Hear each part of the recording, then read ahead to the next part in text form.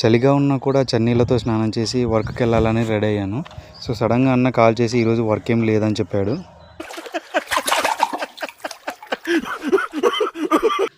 Sometimes మాకు ఇవన్నీ మామూలు అనమాట. సో ఎలాంటి ఎమోషన్ అయినా క్యారీ చేయడానికి మాకు ఉండే ఒకే ఒక దారి టీ తాగడం. So tea is my emotion. తాగడం కంప్లీట్ అయ్యాక నిన్న పోసిన బాక్సెస్ అన్ని ఊపడానికి వెళ్ళాను. హాయ్ ఫ్రెండ్స్, పనికి వచ్చినాం. శనివారం ఎంజాయ్ చేయండి.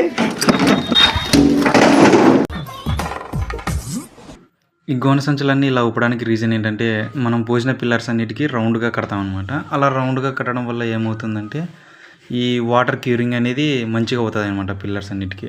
ఓకే, ఇంటికి ఏం వెళ్ళకోకుండా మళ్ళీ అన్న వాళ్ళ తోట దగ్గరికి వచ్చాను. ఖాళీగా ఉండలేను గైస్, ఏదో ఒక పని ఖచ్చితంగా నాకు ఉండాల్సిందే, లేకపోతే మనకి నిద్ర రాదు ఆ రోజు. ఇప్పుడు జనాలకి నువ్వు కావాలి.